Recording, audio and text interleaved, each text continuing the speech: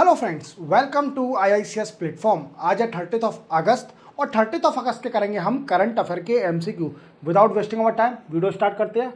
First question, union government has decided to expand the scope of how much of rupees to agriculture infrastructure fund scheme.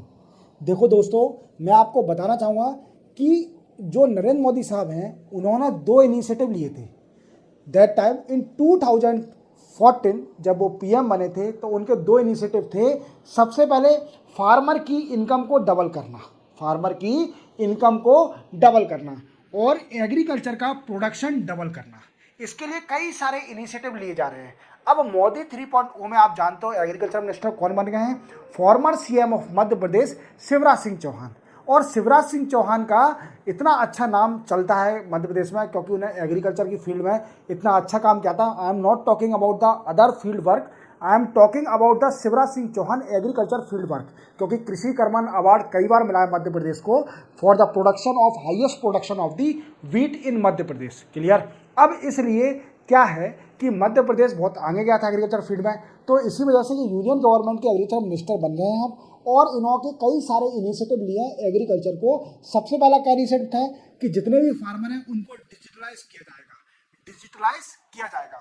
अब agriculture infrastructure fund भी बन गया है जिसका cost रखी है 1 lakh crore.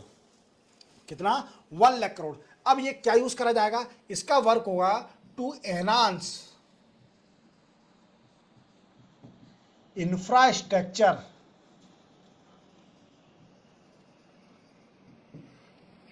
Requirement of agriculture. और अगर इंफ्रास्ट्रक्चर एनहांस होगा तो definitely it enhance the income of farmer, income as well as production of agriculture. समझ में आ रहा है मेरी बात को? तो आपको इतना याद रखना है कि एग्रीकल्चर इंफ्रास्ट्रक्चर फंड में 1 लाख करोड़ अप्रूव कर दिया है। क्लियर? क्लियर? चलते हैं अपन नेक्स्ट क्वेश्चन पर। नेक्स्ट क्वेश्चन है, who assume the charge of chief of CISF। CISF क्या है? Central industrial security force. Clear? ये कब सेटअप हुई? 1969 में। और इसका काम क्या है? टू प्रोवाइड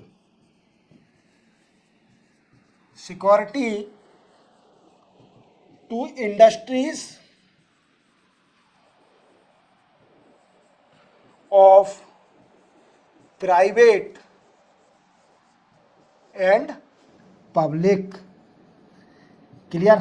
आप अगर फ्लाइट में कई बार गए हों तो आपने एयरपोर्ट पे कई सारे पुलिस वाले देखे होंगे। वो पुलिस वाले CISF के होते हैं। किसके? CISF के। और आपने रेलवे पर भी आपको ये मिल जाएंगे to provide the security to the airport और दी रेलवे। और इसके नए डायरेक्टर जनरल बन गए, चीफ बन गए, जिनका नाम है राजविंदर सिंह भट्टी। क्या नाम है? राजविंदर सिंह भट्टी साहब। ये IPS ऑफिसर हैं। क्लियर? चलते अपन नेक्स्ट क्वेश्चन पर। नेक्स्ट क्वेश्चन है, CAG has signed memorandum of understanding with which country to enhance collaboration and mutual cooperation in the field of audit. देखो, आप जानते हो कि CAG हमारे कॉन्स्टिट्यूशन बॉडी है जो कि ऑडिट करती है। क्या नाम है इसका? CAG का controller and auditor general. Clear? अभी इसके चेयरमैन कौन है? गिरीश चंद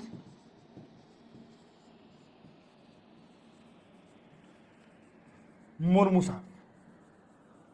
क्लियर? अब आपके मन में डाउट आ रहा होगा कि सर अगर ये कॉन्स्टिट्यूशन बॉडी है तो आर्टिकल कौन सा है?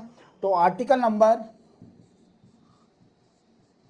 148। क्लियर? याद रखना। अब CAG जो हमारे इंडिया की ऑडिटिंग बॉडी है, उसने एक मोमेंटम ऑफ अंडरस्टैंडिंग साइन किया है एक कंट्री के साथ। इन दोनों कंट्री के बीच में म्यूचुअल कोऑपरेशन और कोलैबोरेशन हुआ इन द फील्ड ऑफ ऑडिट। कौन सी कंट्री है? बहरीन। बहरीन कंट्री के संग मोमेंटम ऑफ अंडरस्टैंडिंग साइन किया है गिरीश चंद मुर्मू साहब ने, जो कि CAG के चेयरमैन हैं। और इसमें क्या है कि जो पर्सनल हैं personnel from both countries are trained in field of auditing. और बहरीन की ऑडिटिंग बॉडी का नाम क्या है? उसका बॉडी का नाम मैंने आपको बताया नहीं, यहाँ लिखा नहीं है, मैं बता देता हूँ। उसका नाम है CAI। क्या है? SAI, CAI नहीं, सॉरी, SAI। SAI बॉडी है बहरीन की ऑडिटिंग बॉडी, बहरीन की ऑडिटिंग बॉडी। तो we can say that SAI of the Bahrain Kingdom of Bahrain has signed the memorandum of understanding with the CAG of India in term of auditing। Clear? तो बहरीन इसका answer है, याद रखना। चलते अपन next question पर। Next question है, union cabinet approve how many industrial smart city in 10 state to boost domestic manufacturing. देखो दोस्तों, मैंने आपको बजट का पूरा लेक्चर पढ़ाया था। 2024-25 का बजट आया था, वो मैंने आपको डिटेल में पढ़ाया था। और उसमें मैंने आपको एक पॉइंट बताया था कि जो फाइनेंस मिनिस्टर हैं, उन्होंने बोला था कि हमारे इंडिया में इंडस्ट्रियल पार्क बनाए जाएंगे, इंडस्ट्रियल पार्क बनाए जाएंगे, जिसका मेन मोटिव होगा to attract investment from countries, from different countries such as Singapore और स्विट्जरलैंड। क्लियर? सिंगापुर और स्विट्जरलैंड। क्लियर? याद रखोगे। अब एक और बात याद रखना कि ये कंट्री अट्रैक्ट करी जाएगी, और मैंने आपको यही बताया था कि सिंगापुर जो कंट्री है वो सबसे ज्यादा FDI, foreign direct investment, we can say देने में, प्रोवाइड करने में इंडिया को सबसे आगे है। We can say that Singapore is the largest FDI provider to India. Approximately 2023 और 24 का देखा है तो $11.77 बिलियन की FDI हमारे इंडिया में आई है फ्रॉम सिंगापुर कंट्री। अब गवर्नमेंट ने प्लान बना दिया है कि 12 इंडस्ट्रियल स्मार्ट सिटी बनेंगी, जिसमें अट्रैक्ट किया जाएगा foreign direct investment from different countries. अब वो कहाँ बनेंगी, मैं आपको 10 स्टेट के नाम बता देता हूं, आप याद रखना। पहला है पंजाब, सेकंड उत्तराखंड,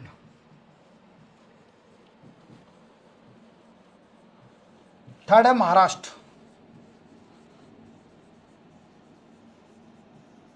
फोर्थ है केरला,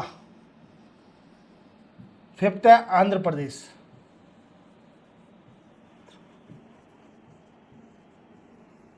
नेक्स्ट तेलंगाना,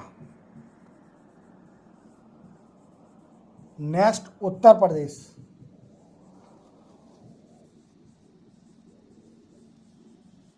उत्तर प्रदेश के बाद कौन सा है दोस्तों, बिहार, देन आफ्टर राजस्थान। तो ये सारी स्टेट हैं जिसमें 12 इंडस्ट्रियल स्मार्ट सिटी बनेंगी, और उसका मेन काम क्या होगा इंडस्ट्रियल पार्क का, कि attract the foreign direct investment from the different country. Clear? याद रखोगे। तो इसका आंसर है 12 इंडस्ट्रियल पार्क बनाए जाएंगे, स्मार्ट सिटी बनाए जाएंगे। चलते हैं नेक्स्ट क्वेश्चन पर। Which state has come with new social media policy to give cash prize to social media influencer. देखो, यूपी में आप जानते हो कि मोदी साहब का भी इलेक्शन हुआ था लोकसभा का, और मोदी साहब को बड़ी हार मिली यूपी के अंदर। अब यूपी में हार मिली, इसका रीजन क्या था, क्या रीजन है? तो क्या है कि अब यूपी में काम तो अच्छा किया है योगी जी ने, काम तो अच्छा किया है, but due to some reason क्या हुआ, लोकसभा की सीट कई सारी हार गए। बट इसको, अब स्कीम को लोगों को प्रमोट करने के लिए, कि लोगों को पता कि यूपी में एक से एक स्कीम और इनिशिएटिव और प्लान बनाए हैं योगी जी ने, इसको प्रमोट करने के लिए यूपी में एक पॉलिसी बनाई है यूपी सरकार ने। किसने? यूपी सरकार ने। अब इसमें क्या होगा, यूपी सरकार क्या गिफ्ट देगी या गिफ्ट प्राइज और मनी देगी उन इन्फ्लुएंसर, सोशल मीडिया इन्फ्लुएंसर और जो कंटेंट बनाते हैं, जो कि रील बनाते हैं, उन्हें क्या करना पड़ेगा, यूपी सरकार की स्कीम, पॉलिसी, इनिशिएटिव को प्रमोट करना पड़ेगा थ्रू योर रील। तो आपको पैसा मिलेगा। अब रील बनाना हुआ बड़ा आसान। लोग बाग समझते थे कि रील बनाना सिर्फ ओनली टाइम वेस्ट करना है और ये कुछ नहीं होता, बट अब इस पर ज़्यादा फोकस करा जा रहा है और यूपी गवर्नमेंट ऐसे लोगों को पैसा भी दे रही है। याद रखना, ऐसे लोगों को पैसा भी दे रही है यूपी गवर्नमेंट। अगर आप यूपी गवर्नमेंट की स्कीम, पॉलिसी और इनिशिएटिव को प्रमोट करते हो through YouTube channel, through YouTube reel, through YouTube short video, through Instagram video, through Facebook video, then UP government provide the cash prize to this content developer. Clear? तो चलते अपन next question पर। Which bank in collaboration with NPCI has introduce एनोरी RuPay platinum credit card. देखो NPCI क्या है, मैंने आपको बताया था, नेशनल पेमेंट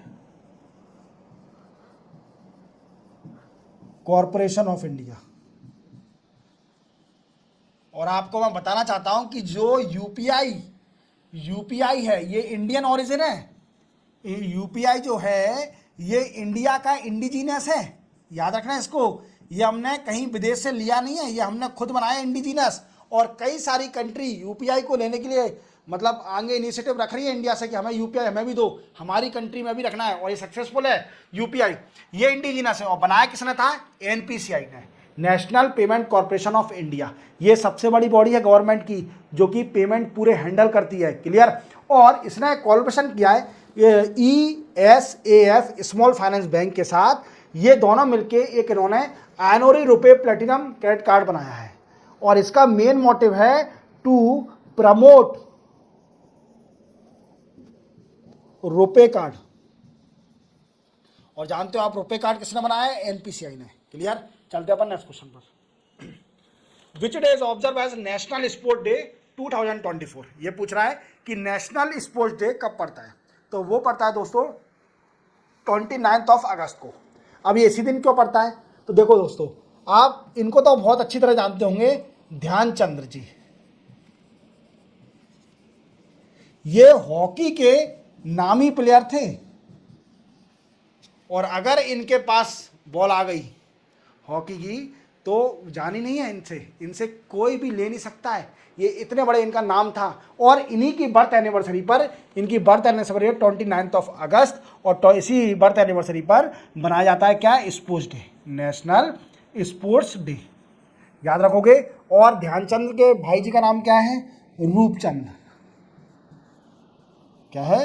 रूपचंद। ध्यानचंद जो हॉकी के प्लेयर हैं, इनके भाई का नाम है रूपचंद। क्लियर?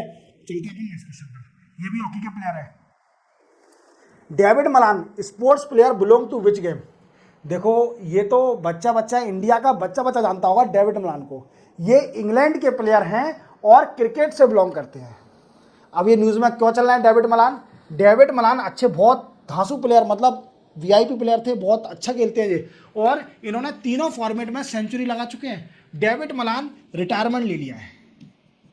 डेविड मलान साहब ने रिटायरमेंट ले लिया है from international cricket, from international cricket. याद रखोगे, इंटरनेशनल क्रिकेट से रिटायरमेंट ले लिया डेविड मलान ने, और ये क्रिकेट से बिलोंग करते हैं और इंग्लैंड टीम के प्लेयर हैं। क्लियर? चलते हैं अपन नेक्स्ट क्वेश्चन पर। Who won second time Indian national champion in 2024। देखो ये सेकेंड टाइम जीते हैं और इनका नाम है कार्तिक वेंकटेरमन। क्या नाम है? वेंकटेरमन, कार्तिक वेंकटेरमन।